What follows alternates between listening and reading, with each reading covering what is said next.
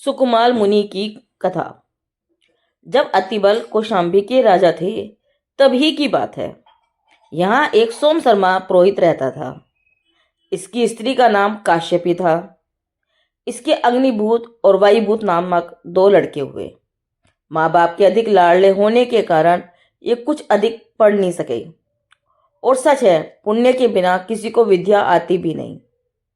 काल की विचित्र गति से सोम शर्मा की असमय में ही मृत्यु हो गई। ये दोनों भाई तब निरे मूर्ख थे। इन्हें मूर्ख देखकर अतिबल ने इनके पिता का पुरोहित पद, जो इन्हें मिलना था, किसी और को दे दिया। अपना मान होता देखकर इन दोनों भाइयों को बड़ा दुख हुआ। तब इनकी अकल कुछ ठिकाने आई। अब इन्हें कुछ पढ़ने लिखने की सूझी। ये राजगृह में अपने काका सूर्यमित्र के पास गए। इनकी पढ़ने की इच्छा देखकर सूर्यमित्र ने इन्हें स्वयं पढ़ाना शुरू किया और कुछ ही वर्षों में इन्हें अच्छा विद्वान बना दिया। दोनों भाई जब विद्वान हो गए, तब वे अपने शहर लौट आए और आकर इन्होंने अतिबल को अपनी विद्या का परिचय कराया। अतिबल इन्हें विद्वान देखकर बहुत खुश हुआ और इनके पिता का पुरोहित पद इन्हें ही दे दिया। एक दिन संध्या के समय सूर्यमित्र सूर्य को अर्घ चढ़ा रहा था। उसकी अंगुली में राजकीय रतन जड़ी बहुमूल्य अंगूठी थी। अर्घ चढ़ाते समय वह अंगूठी अंगुली से निकलकर महल के नीचे तालाब में जा गिरी। जब उसकी नज़र अंगुली पर पड़ी, तब उसे मालूम हुआ कि अंगूठी कहीं गिर गई है। अब तो उसके डर का ठिकाना न रहा। राजा जब अपनी अंगूठी मांगेगा, तब उसे क्या जवाब दूंगा, इसकी उसे बड़ी चिंता होने लगी। किसी के कहने से वह अवधि ज्ञानी सुधर्म मुनि के पास गया और उनसे अंगूठी से बाबत पूछा कि प्रभो, क्या कृपा कर मुझे आप यह बतलाएंगे कि मेरी अंगूठी कहाँ चली गई है और वह कैसे प्राप्त होगी। मुनि ने उत्तर में यह कहा, सूर्य को अर्घ देते समय तालाब में एक खिले हुए कमल में अंगूठी गिर पड़ी है और वह सवेरे मिल जाएगी। और वही हुआ। सूर्य होते ही जैसे कमल खिला, सूर्यमुख को उसमें अंगूठी मिली। सूर्यमित्र को बड़ा आश्चर्य हुआ। वो बहुत खुश हुआ। उसे इस बात का अचंभा होने लगा, मुनि ने यह बात कैसे बतलाई। उसे भी यह विद्या सीखनी चाहिए। सूर्यमित्र मुनिराज के पास गया और उन्हें नमस्कार कर उनसे प्रार्थना की, हे योगीराज, मुझे भी आप अपनी विद्या सिखा दीजिए, जिससे मैं भी दूसरों के ऐसे प्रश्नों का उत्तर दे सकूं। तब मुनिराज ने कहा, भाई, मुझे इस विद्या के सिखाने में कोई इनकार नहीं है, पर बात यह है, बिना जिन दीक्षा लिए यह विद्या आ नहीं सकती। सूर्यमित्र तब केवल विद्या के लोभ से दीक्षा लेकर मुनि हो गया। मुनि होकर इसने गुरु से विद्या सिखाने को कहा। सूद्रम मुनिराज ने तब सूर्यमित्र को मुनियों के आचार विचार के शास्त्र और सिद्धांत शास्त्र पढ़ाए।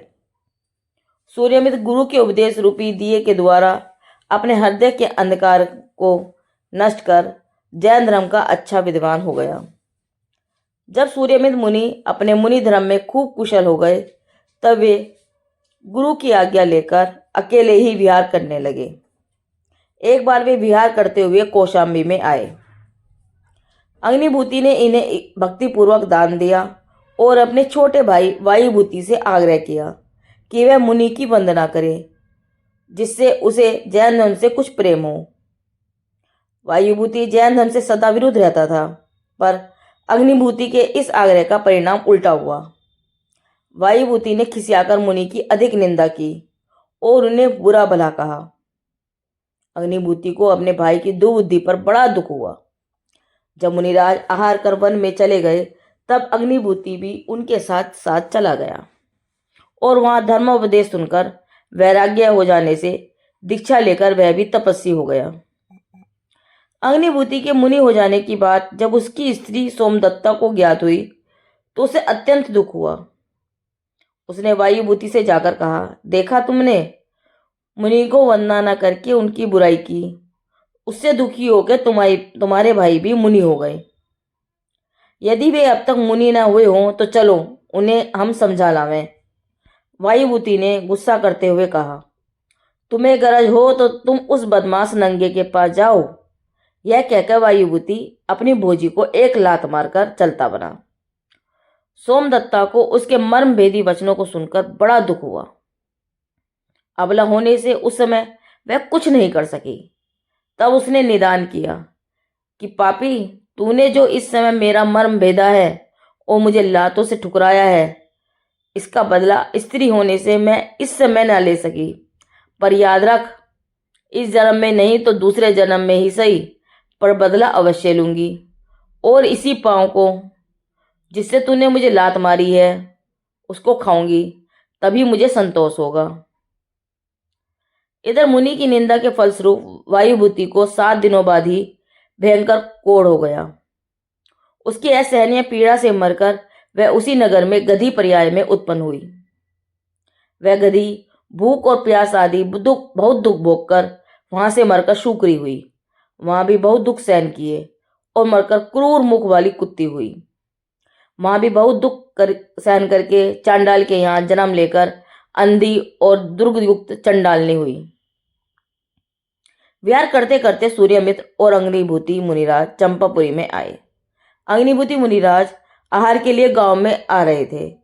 तब एक वृक्ष के नीचे दुख से पीड़ित चंडालिनी को खड़ा देखा। उसे देखते ही अग्निभूति महाराज को स्नेह और दुख से आंख में आंसू आ गए।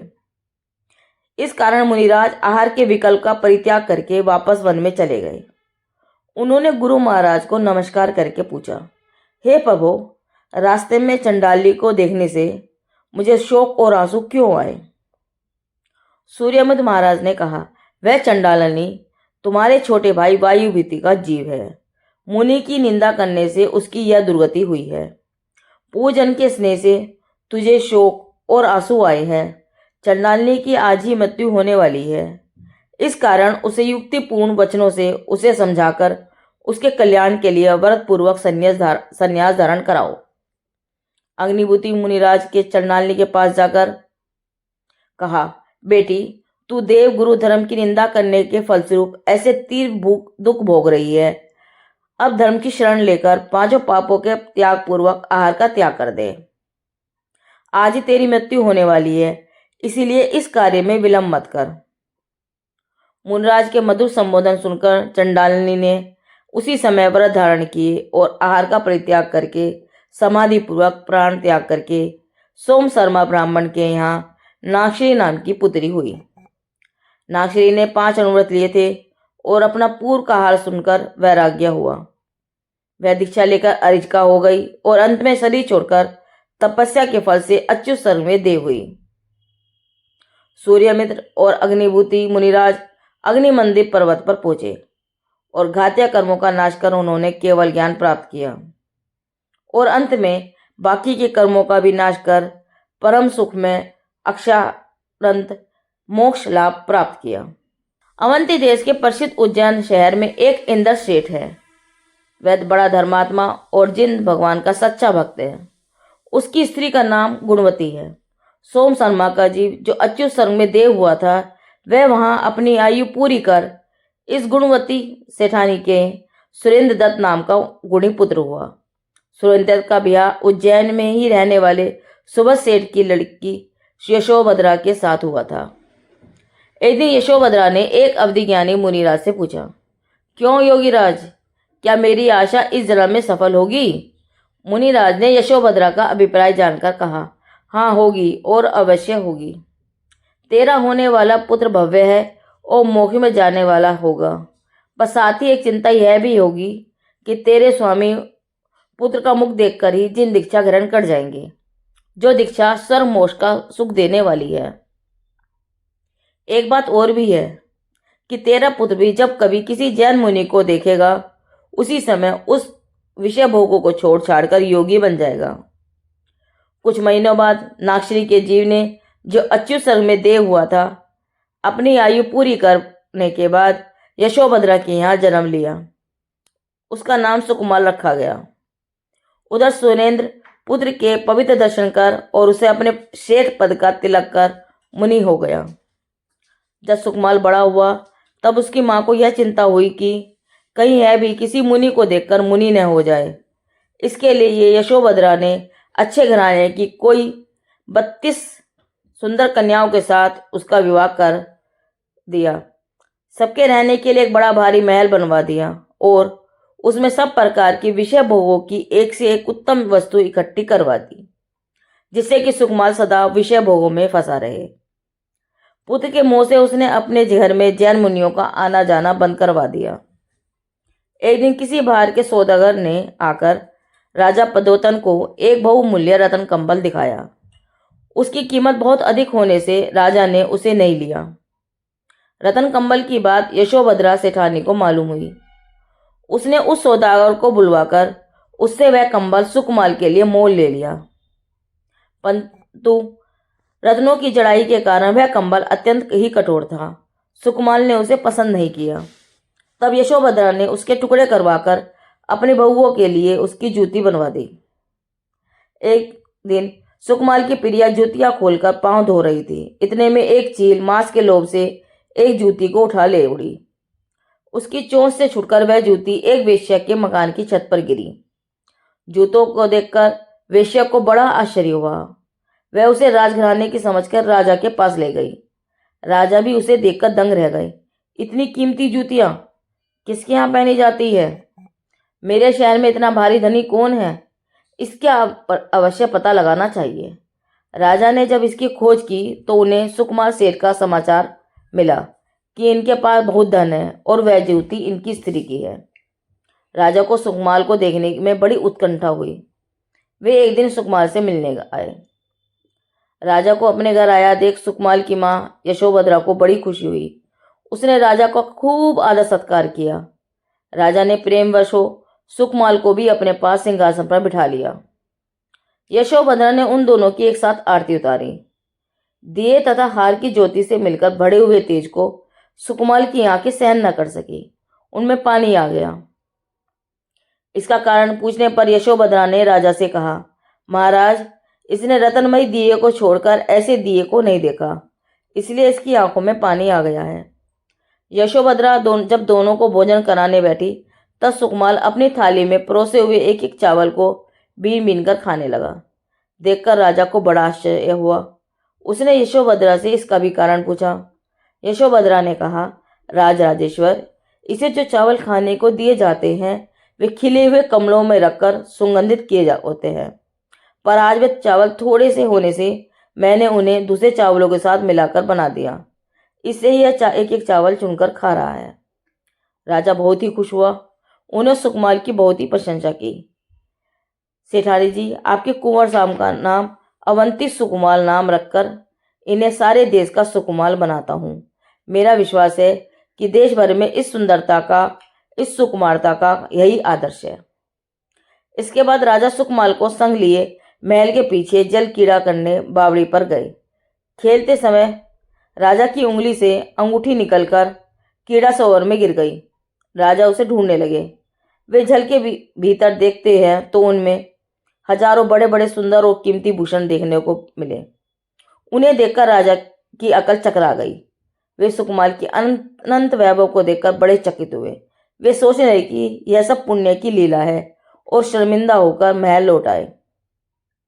पूजन से चले आ रहे संबंध से सुकुमार के मामा यशोभद्र मुनिराज ने उनके उद्यान में स्थित जिन मंदिर में चातुर्मास स्थापित किया। चातुर्मास पूर्ण होने पर कार्तिक सुदी पूर्णिमा की रात्रि के अंतिम क्षणों में जब मुनिराज ने देखा कि सुकुमार की नींद खुली हुई है तो वे इसे सुनाने के लिए स्वर्ग के वैभव का, अनेक रिद्धियों का विविध प्रकार से वर्णन करने लगे, जिन्हें सुनकर उसी समय सुकुमार को जाति स्मरण हो गया। पूर्व भाव का ज्ञान होने से उन्हें वैराग्य भाव जागृत हुआ। मुनि दीक्षा लेने के प्रबल भाव होने से अपने महल से निकलकर कपड़े की डोरी बनाकर खिड़की से नीचे उतरकर मुनिराज के पास पहुंच गए। मुनिराज ने कहा, हे सुकुमार, अब तेरी आयु मात्र 3 दिन की ही शेष है, अतः संयम ग्रहण कर। इस प्रकार गुरु के उपदेश से सुकुमार दीक्षा लेकर जंगल में चले गए। सुकुमार मुनिराज ने समाधि मनन अंगीकार कर लिया और आत्म ध्यान करने लगे। सारी जिंदगी में कभी जिनकी आंखों में आंसू न झरे हों, उन आंखों में भी सुकुमार का जीवन आंसू ला देने वाला है।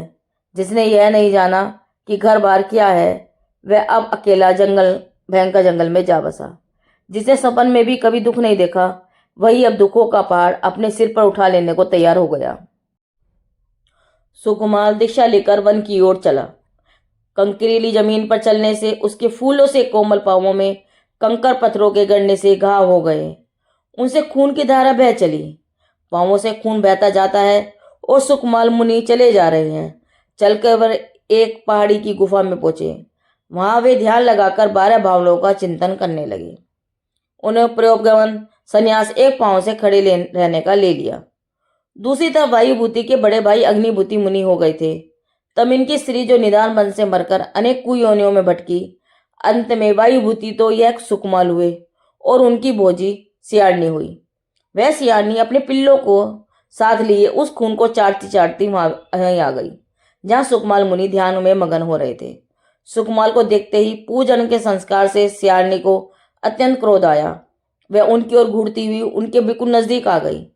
उनका क्रोध ऊपर पड़ा। उसने सुकुमार को खाना शुरू कर दिया। उसे खाते देखकर उसके पिल्ले भी उसे खाने लगे। जो कभी एक तिनके का चुप जाना भी नहीं सहन कर सकते थे, वह आज ऐसे घोर कष्ट को सहन भी सुमेरु सा निश्चल खड़ा हुआ था, जिसके शरीर को एक साथ 4 हिंसक जीव बड़ी निर्दयता से खा रहे हैं, तब भी वह रंच मात हिला डुला नहीं। सुकुमार मुनि को उस सियारनी ने पूर्व के भय संबंध से 3 दिन तक खाया, पर वे मेरु के समान धीर रहे। दुख की उन्होंने कुछ परवाह न की। शत्रु और मित्र को समभावों से देखकर उन्होंने अपना कर्तव्य पालन किया। तीसरे दिन सुकुमार शरीर छोड़कर अच्यु संग में महद्राधिक से देव हुए। जिसने दिन रात विषय भोगों में फंसकर अपनी सारी जिंदगी बिताई, जिसने कभी दुख का नाम भी न सुना था, उस महापुरुष सुकुमार ने मुनिराज द्वारा अपनी 3 दिन की आयु सुनकर उसी समय माता, स्त्री, पुत्र आदि स्वजनों को, धन दौलत को और विषय भोगों को छोड़ छाड़कर जिन दीक्षा ले ली। और अंत में पशुओं द्वारा दूसह कष्ट सहकर भी जिसने बड़ी धीरज और शांति के साथ मृत्यु को अपनाया, वे सुकुमार मुनि मुझे कर्तव्य के लिए कष्ट सहन करने की शक्ति प्रदान करे। सुकुमार मुनि की कथा पूर्ण हुई। जयवाणी माता की जय।